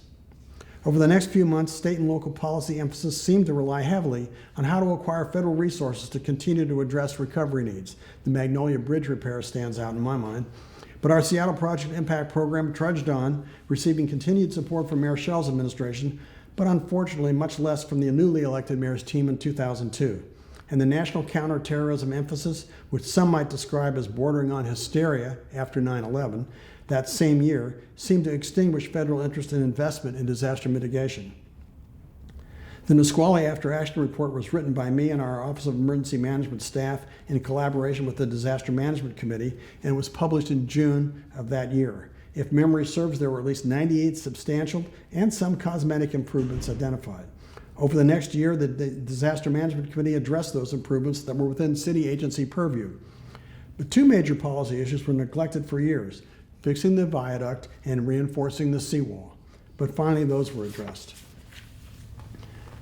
So how do lessons from Nisqually translate into today's preparedness and mitigation efforts?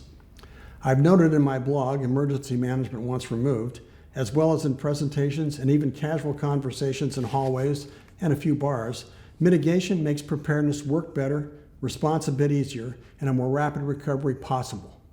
Because what does not break does not need to be repaired. I say all that knowing that it is tricky to promote mitigation investments aimed at minimizing a problem that has yet to manifest itself in a significant way, and where institutional memory may have dimmed a bit.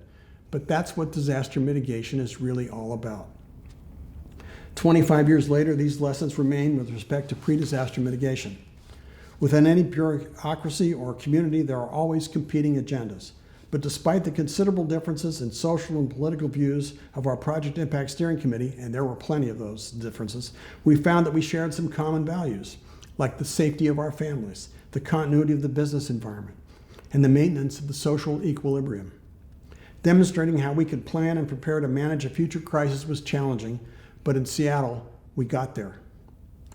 Most important, pre-disaster mitigation initiatives must be acknowledged as being a substantial benefit to the community, or they'll never sell.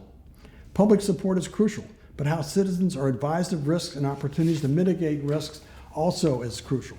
It's never wise to alarm people without providing guidance on how to deal with a potential hazard. We should bring the taxpayers along as we plan to spend their resources. And a continuous program is necessary, not a one-shot media event. Also, government is obligated to protect life and property and the environment. Private sector interests include, understandably, making a profit. But that also includes taking care of one's customer base as well as one's own workforce. When public and private worlds collide, and they often do, local mitigation advocates must have developed strong enough public and private relationships to engage in the necessary positive discussions. It's not easy, but it's essential. There's a current lesson in these days of FEMA retreating from its obligations. It's unwise now or at any time to presuppose someone from the outside, like the feds or even the state, will be able to address your vulnerabilities better than you can at the local level. Outside help should be the icing on the cake, but that cake must be baked locally. Finally, there are proactive steps that can minimize the negative consequences of our next earthquake beginning now. The unreinforced masonry project is one of them that requires a sense of urgency. The key: collaborate with others to achieve the outcomes you can agree upon unconditionally, like saving lives and minimizing negative consequences. If you start there, you can accomplish anything. And that is the enduring legacy of the Nisqually earthquake and Seattle's Project Impact. Thank you. I will share your applause with Jim over email. We have two speakers left. We have Kyle Stuke, and then I will come up and we'll do a Q&A. Kyle, why don't you go ahead and come up? Kyle is a structural engineer with Deacon Kolb. They are a structural engineering firm that really focuses on seismic hazards. They're also leading the development of the tsunami evacuation structures on the coast. And Kyle is also the president of the state chapter of the Earthquake Engineering Research Institute. And yeah, he just says yes to everything. So thank you, Kyle, for speaking tonight.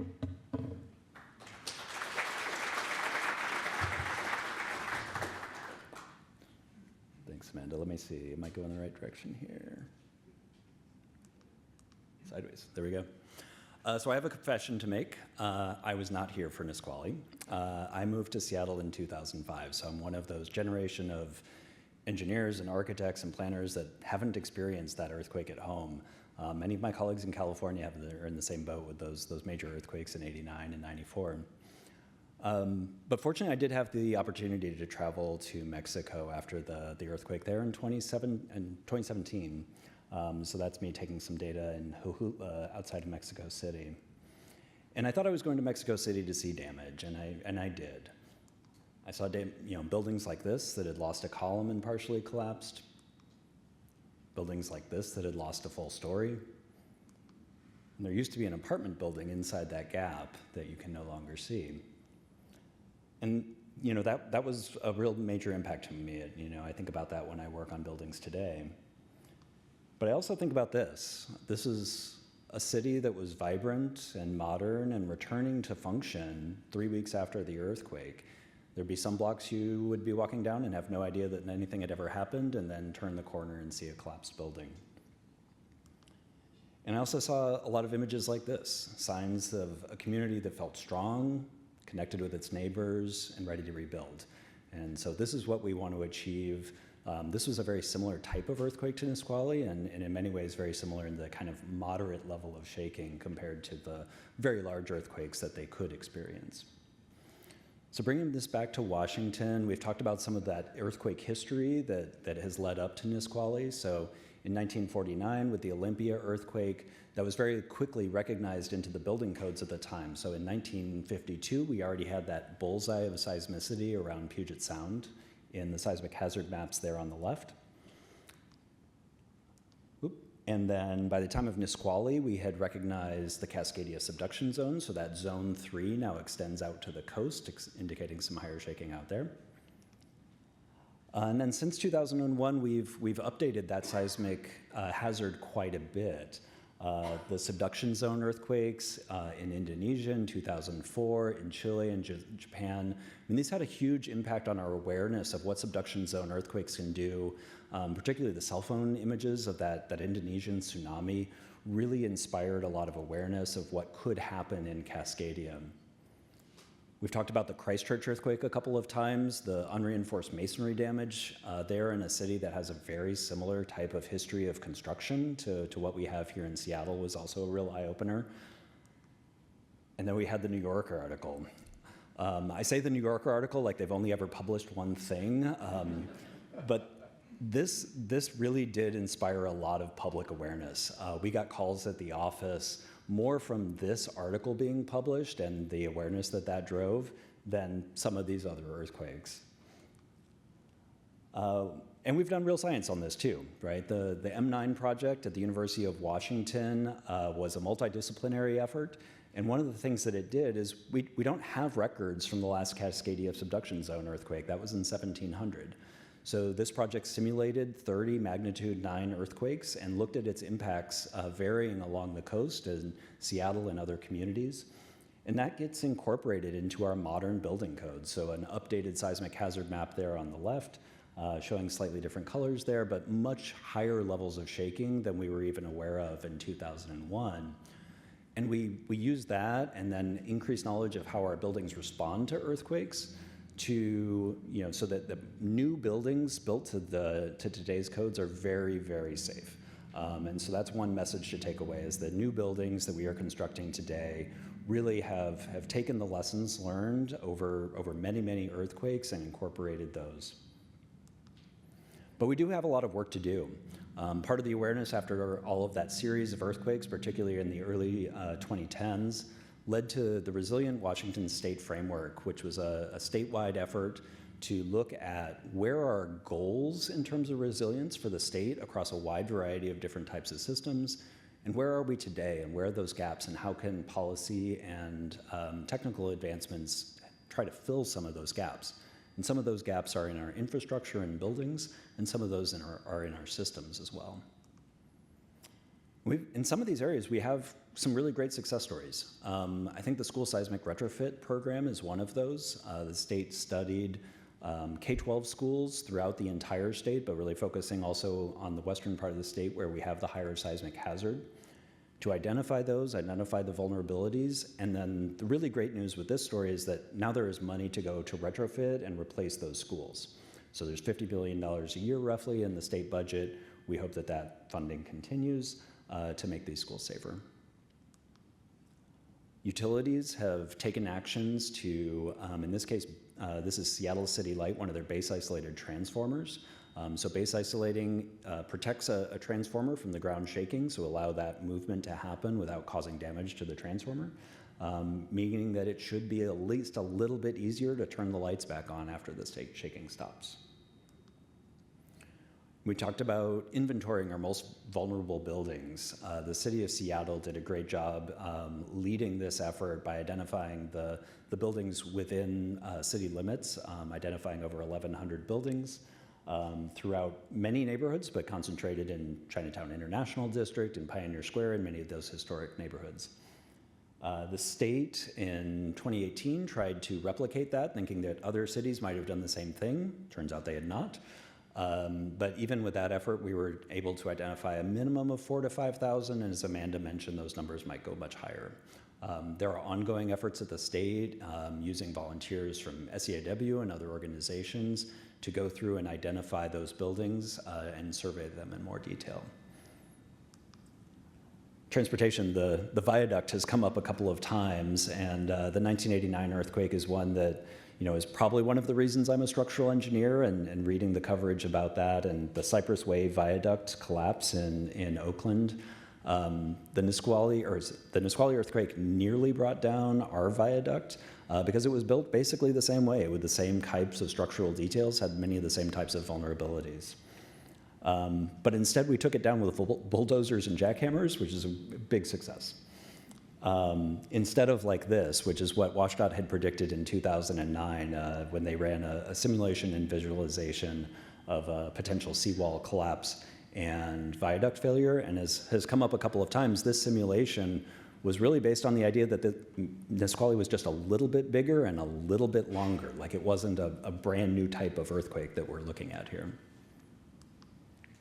Tsunami and vertical evacuation, I think this is another success area where we have gone in and identified the need for many of these vertical evacuation structures so that people can, once the shaking stops, get to high ground. Many of our coastal locations don't have nearby high ground or it's inaccessible. And so you have maybe 15 minutes to get to one of these structures. I believe we have 2 of them that are completed. And there are many more that are in design and various phases of both design and planning. But we need many more to protect all of the residents of our coast. Oh, and I'll mention that funding is coming from both local and state and federal sources. So having all of those sources is really important. I mentioned systems as well. Emergency management and preparedness. I think we've made a lot of advancements in both public awareness and also in those professional relationships that John mentioned. Connecting the different organizations. How do they talk to each other? The WASAFE program allows cities to deputize architects and engineers who have been trained in the ATC 20 program and have signed up for that. We have the Great Shakeout event every year to drive awareness. Over 1 million people sign up for that. And we've got a number of other programs. I think there's a better awareness that we need to support ourselves for maybe 2 weeks rather than just 3 days. And all of those things go to building that community resilience that's not just about an individual building performance well, but really about our community coming together. So what do we have left to do? I'd say there's a lot, but in terms of some high priority things, and we've talked about vulnerable buildings a number of times. Unreinforced masonry buildings are at the top of that list, but there are other building types, particularly older concrete buildings. We need to develop inventories of those so that we know where they are and how much we're dealing with. That's really important for building political support, as well as just understanding what the scope of the issue is. Then developing technical standards, as the city has here, to recognize what is the minimum standard that the URM building has to go through to be considered retrofit.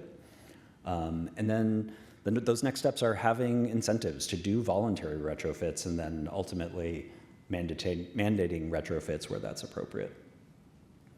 In new buildings, as has come up a couple of times, what we designed for today really is a life safety code for a very, very large earthquake. In a more moderate earthquake, those buildings will perform better. But in a very, very large earthquake, our standard is that the buildings won't kill people, won't cause casualties. And so we know that those buildings are safe in that perspective. But for the community to recover, we need schools, we need housing, we need jobs, we need places for people to go shop. And to put all of those pieces together, that's where the functional recovery or resilience idea comes from. And that effort is being led both at the national level and at the state level to understand what that means, both from a technical standard, but also for really local communities to be the ones to identify what are those critical functions? What is it that this community needs? Because it's going to be unique for different places. Oh, that's giving away something. Let me go back one. Oh, no. All right, here we go.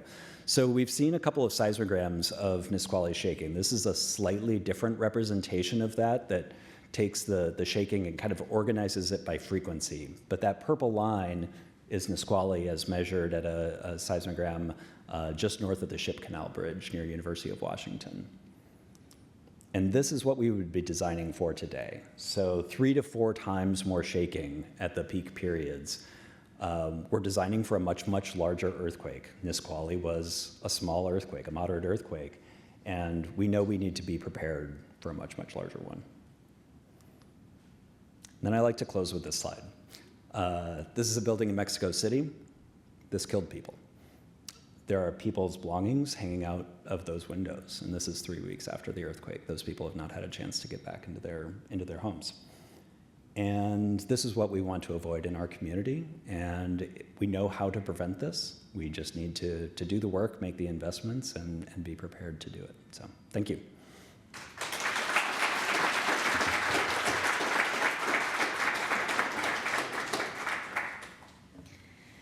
All right. I'm going to go pretty quickly through my slides. I think y'all are getting the gist, aren't you? All right. Fix the bricks because shift happens. You've seen how many pictures of fallen bricks tonight, right? We know what's going to happen. 1949, 1965, 2001. The reason that these buildings collapse or fall outwards into the street is because the knee bone's not connected to the leg bone, all right? The walls and the floors are not connected. It's also not connected to the roof. So any lateral or sideways movement, which is what earthquakes do, causes these connections to fall apart. I do want to point out the image on the far right there is from the Christchurch earthquake, and that's a city bus that a URM collapsed onto. There was one survivor from that, and the sole survivor has been pretty vocal. There's a lot of news articles. It's horrendous listening to her story. We don't want that to happen here. Again, going very quickly, we've talked about red tagging of buildings. It's not just the occupants of these buildings that are impacted, right? It's the people on the streets, and it's also the neighboring buildings. So the images on the bottom there, the red is Christchurch's Central Business District, and for over a year and a half, that Central Business District was closed because there were so many damaged buildings that needed shoring up or to be demolished. Again, Christchurch, that dust cloud, that's from collapsing buildings. When we demolish a building in a blue sky day, you have to remove the asbestos and the lead from the building. An earthquake doesn't give you that. So when a building collapses, whatever toxic substances are in that are then in the air, and then you have to deal with all of the debris. So when we talk about retrofitting buildings, it's not just a saving lives thing, it's saving the economy, and it's also protecting the environment. All of this debris in Christchurch had to be stored in landfills. They had to create 2 new landfills, and then they had to rebuild everything. So from a carbon perspective, not retrofitting these buildings is a significant increase in carbon emissions. So let's talk about what Seattle's doing. We have 1,030 unreinforced masonry buildings. We have 79 of them that have been retrofitted. More than 350 of our URMs are in our downtown core, and more than half of them are located in our highest priority equity areas, which means those that are the most in need are going to be the most impacted by an earthquake. But unfortunately, that also means any mandates that we issue on retrofitting falls onto their shoulders because that gets passed down through increased rents to cover the construction cost. So we are trying to balance public safety with affordable housing and historic preservation. Right now, retrofitting URMs is voluntary unless a building owner is doing some significant work to their building or changing the use. Our long-term goal is to require that. So what does retrofitting mean? We're connecting the knee bone to the leg bone. We're putting through bolts through the walls and the floors, and we're bracing the parapets. It's preventing that outward motion, and that reduces the collapse. In historic structures or historic districts, there are guidelines about reducing the visible appearance of retrofits, and so rather than using through bolts, they use epoxy or adhesive anchors from the inside so that you can't see it. So the building on the far right there, you can't see any rosettes, but it's been retrofitted. The building on the left you can see is circled, those are called rosettes. So why haven't we mandated this? It's costs. It's 100% the cost of retrofits. It's too expensive for most building owners to afford. After the 1965 earthquake, legislation was passed to require retrofits in Pioneer Square, and it was repealed a few years later because it was too expensive. And we've been talking about it ever since. So we're coming up on 50 years of talking about URM retrofits in Seattle. So in 2021, the city passed legislation that said we will create a mandatory retrofit program and we will reduce the financial impacts of that and we will preserve our historical buildings. This legislation also created my job and Derek's job. So how do we reduce the financial impact of retrofits? Well, let's start with how do we reduce the cost of retrofitting. So the city, following suit of California, reduced the scope of what's required. So the far left image here shows building a complete new lateral support system in the building. For the non-engineers, it's the one with all the blue on it. On the right, there's less blue, right? So it's prioritizing the primary structural deficiencies, with the intent being doing something is better than nothing.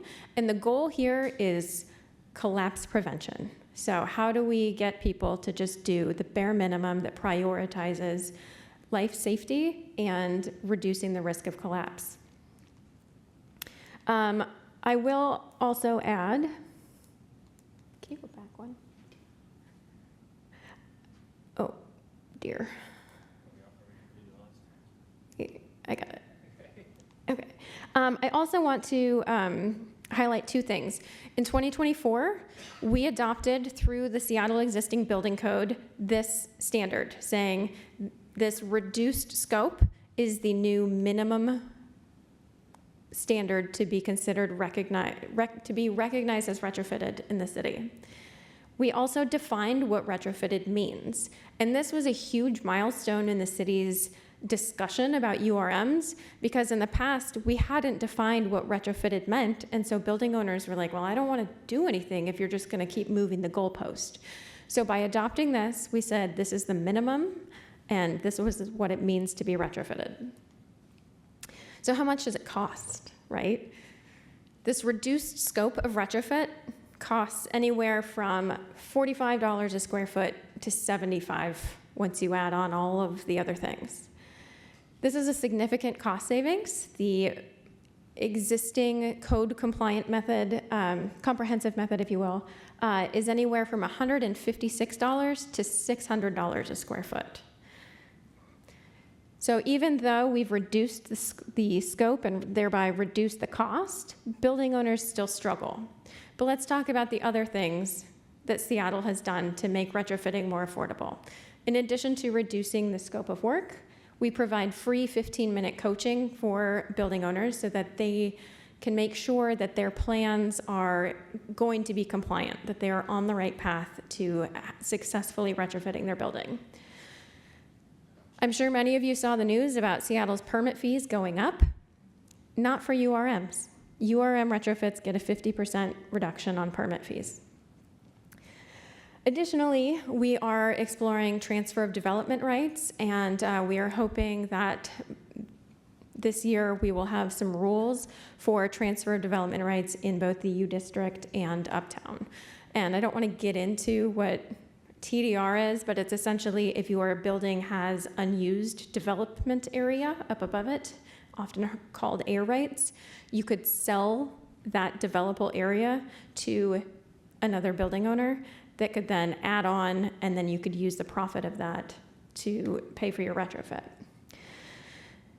The video that we showed earlier explicitly said this is not just a Seattle issue, right? So what is the state doing? What about federal funding? Let's talk about federal funding first. The city of Berkeley, California has a grant program funded by FEMA to provide partial reimbursements to building owners for retrofits. We're trying to copy that. We got phase 1 of that grant funding, which is like $120,000, to prove to FEMA that it's cost effective. But that funding has been frozen. So our phase 2 of actually getting the funding for reimbursement funds, where did it go? It's very uncertain. Despite court judge orders saying you have to release these funds, there's been no movement. We're also waiting on another grant, again, that's been held up, that would allow us to bring insurers and real estate experts and lenders together to develop some financial incentives. But again, we don't know where that money is. We don't know if or when we're going to get it. Let's talk about the state. So I mentioned at the beginning the Fix the Bricks campaign. There were some Fix the Bricks stickers over there. I still have one that says support House Bill 1810. I cut it off of all the others because House Bill 1810 did not pass. I will say the Leslie Knope of Earthquakes did cry as she was cutting each individual sticker. We were asking for a total of $2.4 million, and that would have funded the completion of the state's inventory of URMs, so identifying where are these URMs all across the state so that we can retrofit them. And then also it would develop financial incentives to make retrofits more affordable. To try and increase our likelihood of success in getting this bill passed, we did the Fix the Bricks campaign. So we went down to Olympia. We handed out brick gummy fruit snacks with stickers that said Fix the Bricks. The Bricklayers Union partnered with us and went down in bright orange sweatshirts that said Fix the Bricks. We met with multiple legislators, and they were all supportive. Leading up to it, we had a social media campaign called Fix the Bricks starting at the end of September last year, where we released that call to action retrofit video, and we tried to post something on social media every single week. How many of you guys actually saw one of those posts? Okay, so my friends, great, great. So we had some really good ones. For Halloween, we had the scary cost of retrofits, which I was very excited about. Raffin Construction did that. We also had the Valentine's Day posts about loving our URM buildings. We had Veterans Day posts about veteran buildings that were posted. Man, we reached every week. How do we make this relevant? And it was really hard. The city has really strict rules on lobbying and what you're allowed to say. Our state counterparts, like career earthquake preparedness experts, right? They weren't even allowed to acknowledge that this bill exists, even though they helped us write it. SDCIs in the city's social media, they were great at posting things. We had like 4 likes, though. I mean, it's been really complicated and challenging, and we had a number of organizations that were super supportive, but they're like, we don't have social media. Or they're like, oh, we didn't realize we had to get board approval for this, and so then things would fall through. So the ability, and then I will also say, the ability to say that these buildings are vulnerable. We had some challenges with. We had some agencies that are like, yeah, we know that they're vulnerable, but we don't want to scare people. And maybe people need to be scared. You know, we're coming up on 50 years of talking about URMs and 25 years post-Nisqually. We need to take action. We need to make some investments in this. So let's talk next steps. You all should get that joke now. You all know what through bolts are. I will say, in past talks with Harold Tobin, he has told me stopping plate tectonics would create more problems than it would solve. So this is probably not a good idea. The first thing we need to do is figure out, what do we need to do to get this to pass at the state? And I don't actually know how to figure that out. Representative Pollitt has been wonderful in meeting with us and advocating for this and asking for a hearing, and his response was, I don't know why we didn't hear this. My assumption is it's a bad budget year, but it's been how many years of bad budget years, right? We need federal funding. I'll just period that one. And then it comes to coalition building, right? So we need to make more noise. We need folks with stronger social media accounts. We need lobbyists. We need people to link this with affordable housing and with climate change and with economic measures, because it fits into all of them. So it shouldn't be either or, it should be and. And with that, I will just say, we need coalition building, and that includes all of you here tonight. This campaign will continue in some form after I take a vacation. But I really appreciate you all being here tonight. We are going to open it up to Q&A.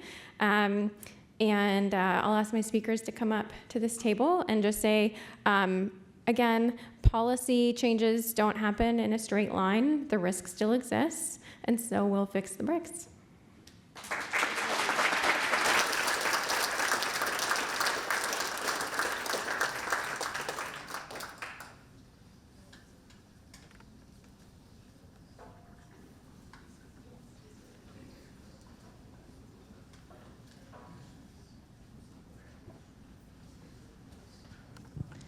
Any questions? I think my brother had one. Oh, no, he's backing out. And do you want to come to a microphone, or you can yell too if you'd prefer?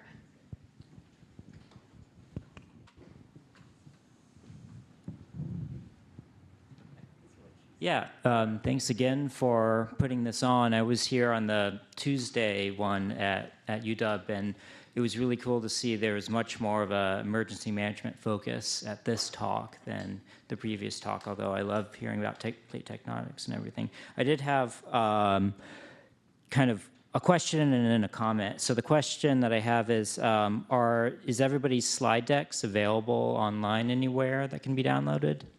So the Seattle channel is here filming, and they will be posting it in a few days.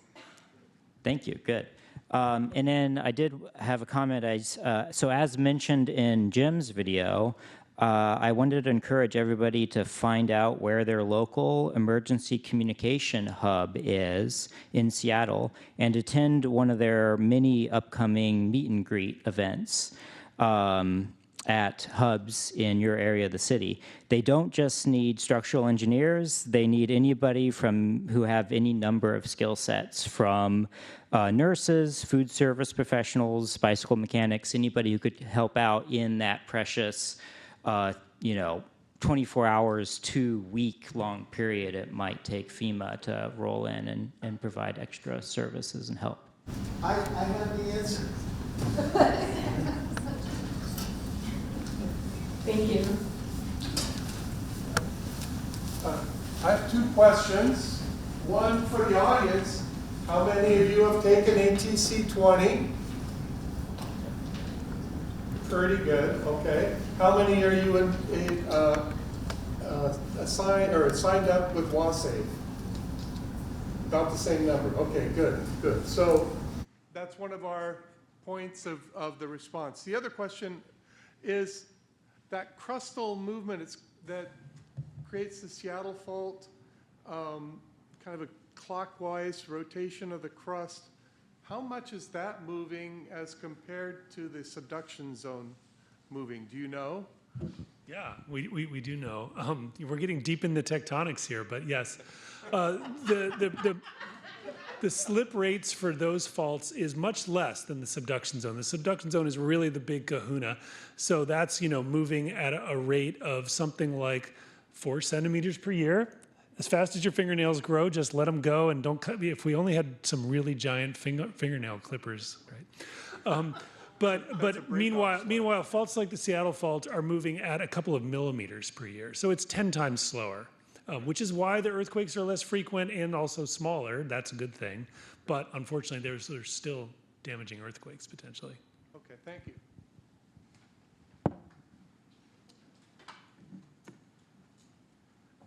Kyle, I have kind of a nerdy question for you, and that is, when you are designing an earthquake-proof structure, can you talk about the differences between power and energy that's released in an earthquake?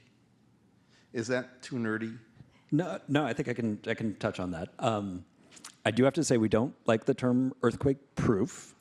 There's really very little upper bound in the amount of shaking that might occur at a site. And one of the interesting, and in some ways it's good that we know this, but in some ways it's unfortunate, it feels like in every earthquake around the world, we learn that the shaking can just be a little bit harder. Some of the recordings from Turkey just a couple years ago, some really astronomical horizontal accelerations for some of those buildings. And so we know that there can always be a bigger earthquake. We do kind of set a cap of what is reasonable to design for. That cap is set really in a political sense as much as if it is an engineering sense. We can always add more structure, but at some point it becomes economically unfeasible to build anything, and we need to build. So when we design, we're considering the acceleration, which is kind of that power discussion that you're talking about. We also need to consider the duration of the earthquake, because as we've talked about, an earthquake like Cascadia could maybe have smaller accelerations, smaller forces on the buildings, but last a much, much longer time and deliver a lot more energy over that longer time frame. And the more cycles we get, the more damage that accumulates, and particularly for buildings like the unreinforced masonry buildings, these non-ductile concrete buildings, sometimes it just takes that one extra cycle to take a building from looking fine to collapsing. And so, that amount of total energy that's delivered to a building is also really important. Yeah, thanks.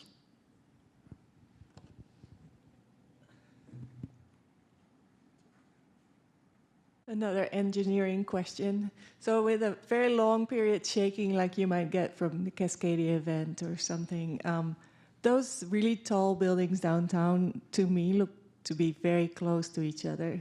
Is there a chance they would actually sway so much they would touch each other and actually start getting damaged that way? They shouldn't, is the short answer. Now, that is for buildings that are built to modern codes. There are obviously older buildings that are sometimes quite close to each other. Some of the older buildings are in fact touching each other. New codes mandate seismic gaps between them because those tall buildings can sway on the order of several feet. Even the fairly stiff ones, once they get quite tall. And so we mandate that they be separated. We make an estimate of each building's movement in a very large earthquake, and then basically add those two numbers together, and the gap needs to be at least that big. Some of the buildings you can see downtown that look like they're touching actually do have a gap. It's just covered by a piece of sheet metal or something like that that will be damaged in an earthquake. But if you take that away, there actually is a gap there between the structures, or sometimes it's a rubber bearing or something like that. Yeah. Let's do one more question. I know we talk a lot about URMs, and there's a lot of good ways to retrofit them. Are there similar programs for other dangerous buildings like tilt-up buildings or soft story buildings, and are there good ways to mitigate them? There are good ways to mitigate them. We have not inventoried them yet in Seattle. We're starting with the worst, and then proceeding from there. California is already looking at non-ductile concrete. They've addressed their tilt-up structures, their soft story structures. We're a good 30 years behind where California is. All right, well, we're over time. Okay, last one. So a lot of the discussion has revolved around getting federal funding, state funding for kind of dictating all of these things. Can you speak to a different approach of policy changes with building insurance and kind of coming from the bottom up? Yeah, insurance is a big question, and it gets tricky pretty quickly. So for starters, earthquake insurance is not required in Washington State, and that's a thing that California is much better at. So getting insurers into the conversation has actually been pretty challenging. We are hoping to bring insurers and lenders and real estate experts to the table to try and figure this out. I will say there's some precedent out of California where a brick building collapsed in an earthquake and it killed 2 women. And the building owner was sued. And the building owner said, well, I still had 10 years, however many years left it was, to retrofit. And the courts found that the building owner had been informed of the vulnerability of their building, and regardless of the city's compliance timeline, they had not taken action to retrofit. So that would be a bit of a warning to you building owners in Seattle. If you have been informed, and every building owner that owns a URM was informed in 2016, that just because you don't have earthquake insurance, liability insurance is a thing. So it's a great question. The insurance market, I will just add, the insurance market is just hemorrhaging money right now, right? All the fires, all the flooding from the hurricanes, and then like the lack of car crashes during COVID because no one was driving really emptied their coffers. So I think insurers are supportive of reducing risk, right? So there could be an opportunity for the insurance industry to actually profit off of this in terms of new policies, as well as reduced risk. But we need to bring those experts to the table, and we're currently waiting on a grant from FEMA for around $200,000 to try and facilitate that question, or the conversation rather. All right. Well, with that, thank you all so much for coming. Really appreciate it.